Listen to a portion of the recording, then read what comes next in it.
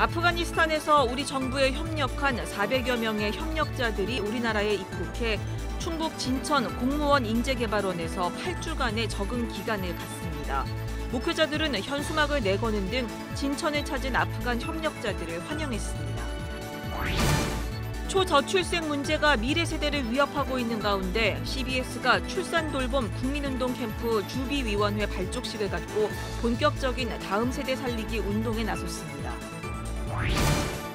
상당수 기독교 대학들이나 신학대학들이 이번 교육부 대학 기본 역량 진단 평가에서 탈락해 재정 지원을 받지 못하게 되자 신학대학에 맞는 평가 기준을 요구하고 나섰습니다.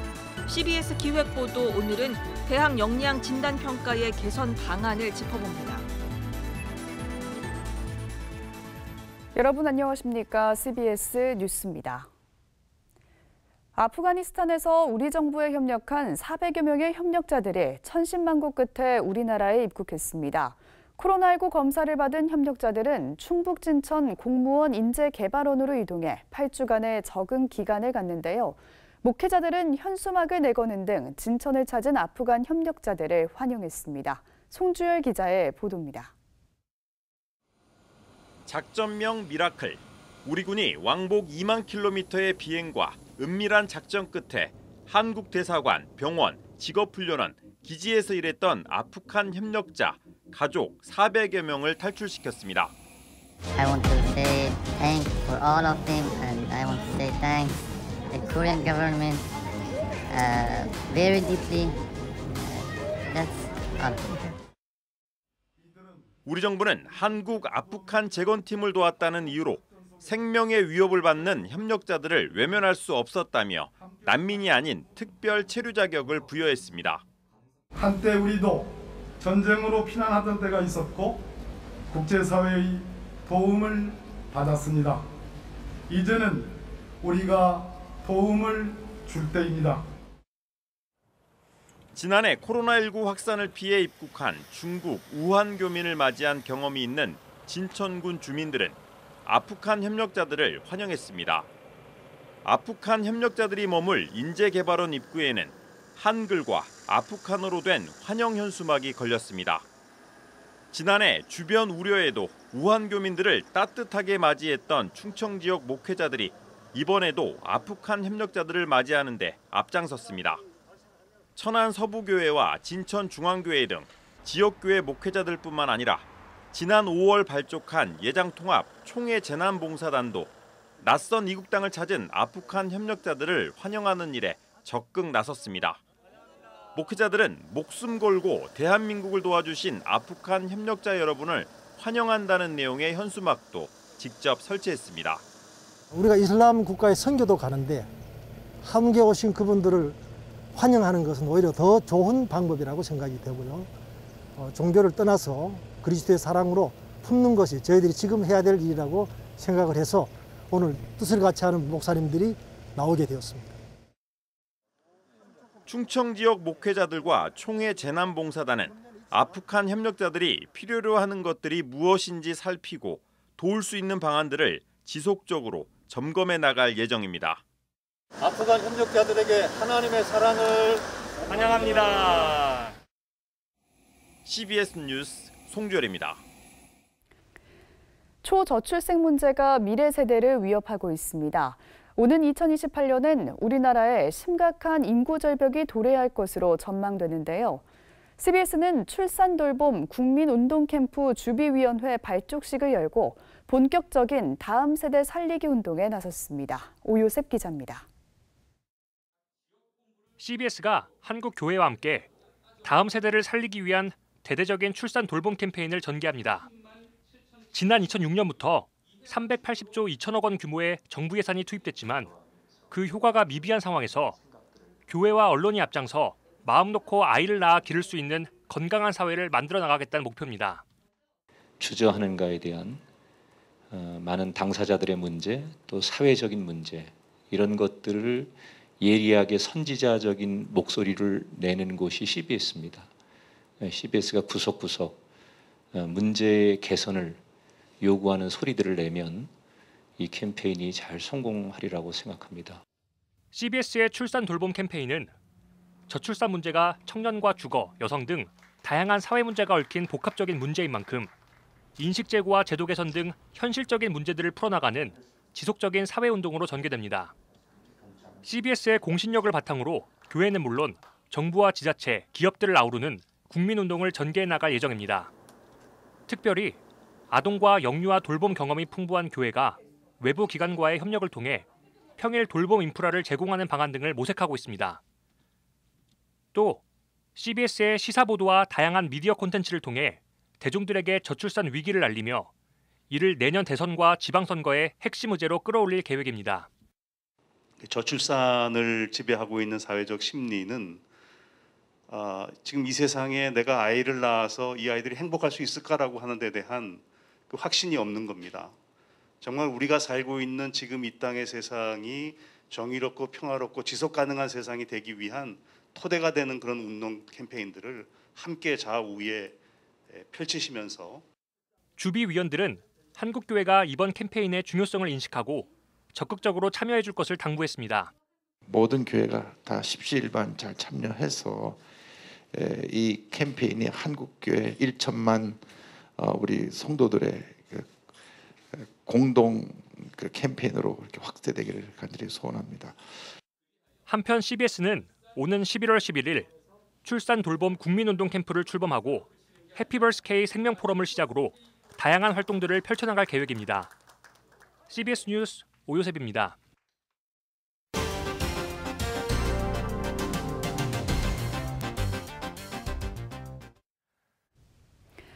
상당수의 기독교 대학들이 이번 교육부 대학 기본역량진단 평가에서 탈락해 재정 지원을 받지 못하게 되자 신학대학에 맞는 평가 기준을 요구하고 있습니다.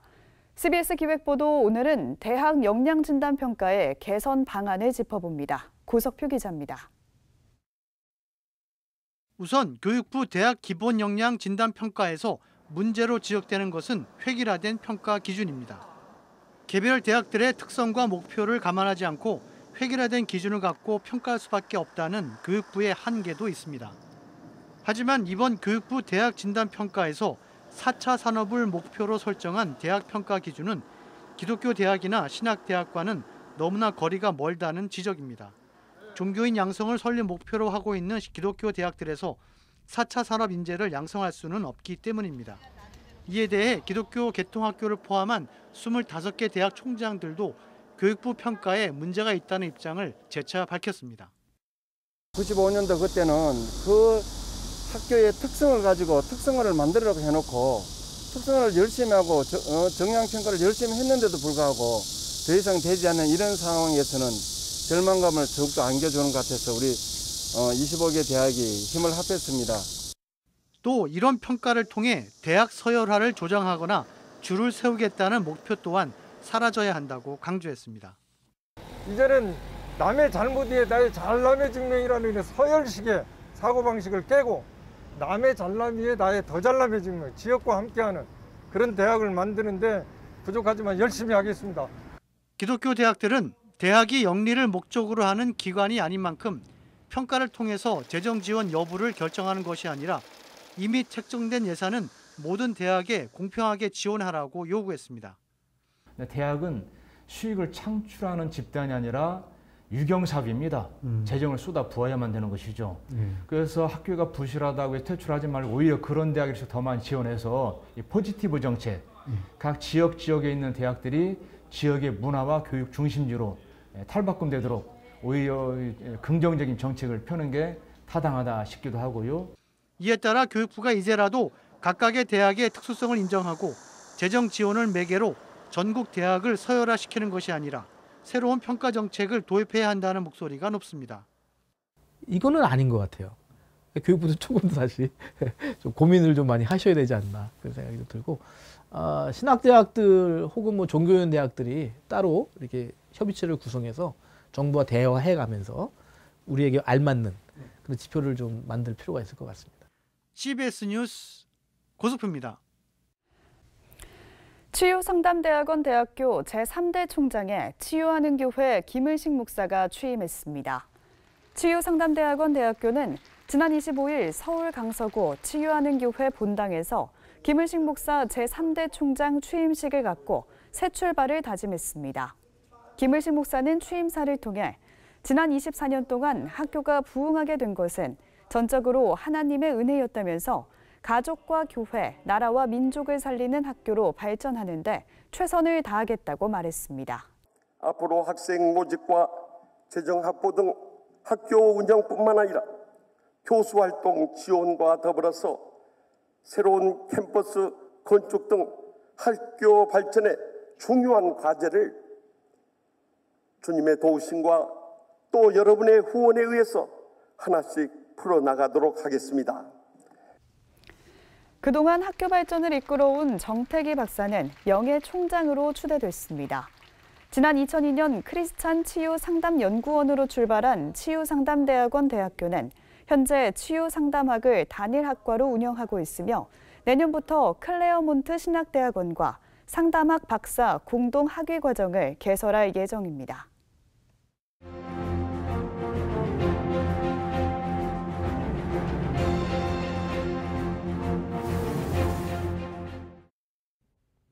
지난 8일 폐막한 올림픽 재미있게 보셨습니까? 이번 올림픽에서 양궁은 특별히 화제가 됐습니다. 금메달 6개 중에서 4개를 획득했고 여자 단체전 종목은 9연패의 위협을 달성하기도 했습니다. 이런 좋은 결과의 원인은 여러 있겠지만 그중에서 공정성을 주목해 볼 필요가 있습니다. 양궁은 다른 스포츠와 달리 심판의 인위적 판결이 영향을 끼치기 힘든 정확한 점수제로 운영됩니다. 또한 경기 외적 요소들, 즉 출신 학교나 소속팀도 전혀 영향을 주지 않습니다. 선수의 객관적 역량이 다른 어떤 스포츠보다 중요합니다. 이와 함께 대한양궁협회가 택한 공정한 선발 시스템 역시 눈에 띕니다.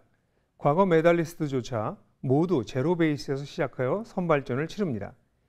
6개월간 전국 각지에서 벌어지는 5차례의 선발전을 통해 다양한 기후 조건에서도 기량을 발휘할 수 있는 남녀 각각 3명의 대표 선수가 선발되는데 5차까지 각 선수가 쏜 화살이 4,055발이랍니다. 이렇게 선발된 선수들을 위해 최고의 훈련 여건이 주어집니다. 올림픽 경기장과 똑같은 모의 양궁장을 만들고 일본어로 된 안내와 관중의 소음 또는 무관중 상황을 연출하고 자연 조건이 비슷한 미얀마와 전남, 자은도에서 특별 훈련을 하기도 했답니다. 여기에 화제가 된 심박수 측정과 맞춤형 그립, 화살 불량 여부 테스트 등의 다양한 기술이 제공되었습니다.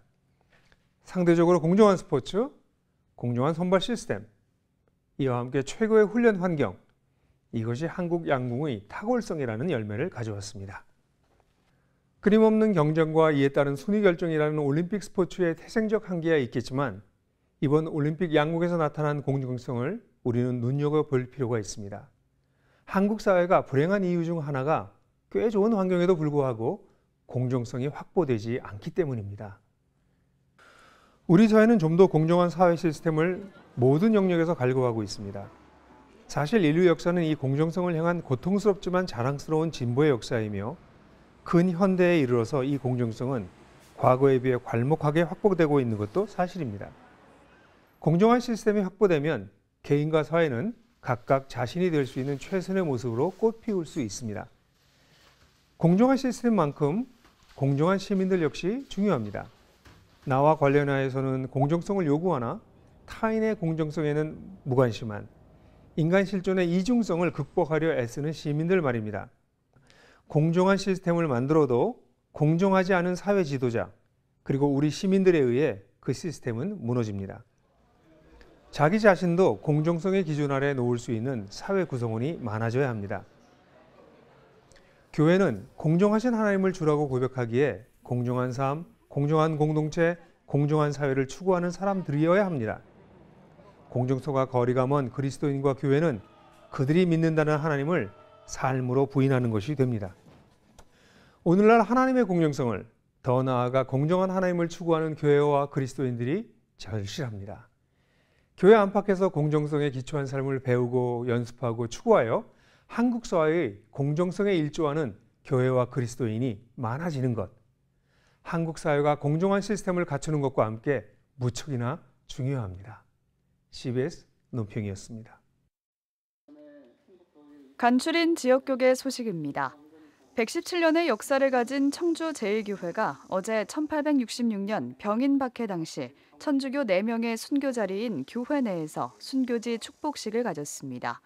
청주제일교회는 조선시대 당시 청주 관사와 옥사가 있었던 곳으로 1866년 병인박해 때 수많은 천주교 신자들이 옥에 갇혔다가 처형된 순교 성지입니다. 개신교회 안에 있는 천주교의 순교 성지라고 하는 것, 또 반대로 천주교회 안에 개신교 순교 성지가 세계적으로 없거든요. 있다 할지라도 서로 이게 수용을 잘 못하는 그런 좀 안타까운 현실들이 있었을 텐데 저희 교회는 그런 것들을 오히려 기쁨으로 받아들이고 또 결의하고. 이와 함께 이건희 담임 목사는 교회 내 순교지가 순교라는 고난을 통해 예수 그리스도의 흔적을 확인하는 공간으로 활용됐으면 좋겠다고 말했습니다. 예장합동 전국주일학교연합회 정기총회가 지난 24일 대구 서현교회에서 열렸습니다. 정기총회에서 예장합동 부총회장 백광식 목사는 능숙한 교사가 되자는 제목의 말씀을 통해 옛날을 답습하는 것이 아니라 영혼에 집중하고 생명을 살리는 데 집중해야 한다고 말했습니다. 이번 정기총회에선 대구 서현교회 손근식 장로가 67회기 전국주일학교연합회 회장으로 추대됐습니다. 코로나 시대에 우리 교사들이 아이들을 섬길 수 있는 방법까지도 잘 찾지 못하고 힘들어하고 있는 상황입니다. 우리 주교 임원들이 교사들을 찾아가서 더욱더 아이들을 더 다가갈 수 있는 기술을 알려드리고 또 그분들이 섬길 수 있도록 잘 양육하겠습니다. 호산나 교회가 코로나로 움츠러든 믿음과 신앙을 회복하기 위한 모교 기도 집회를 진행했습니다. 8월 한 달 동안 이어진 모교 기도 집회는 예수를 만난 사람들이란 주제로 지쳐있는 영성을 예수 그리스도로 회복하자는 내용의 말씀과 기도의 시간을 가졌습니다. 코로나로 인해서 많은 사람들이 힘들고 또 상처받고 또 많이 힘들어 있는 그런 상황 가운데 그 위로해 주실 분은 정말 예수님입니다. 가까운 교회에서 예수님을 만나시고 또 경험하고 고백할 수 있는 여러분들이 되어서 지금 코로나 상황을 넉넉하게 감당하고 이겨냈으면 좋겠습니다. 오늘 준비한 소식은 여기까지입니다. 함께해 주신 여러분 고맙습니다.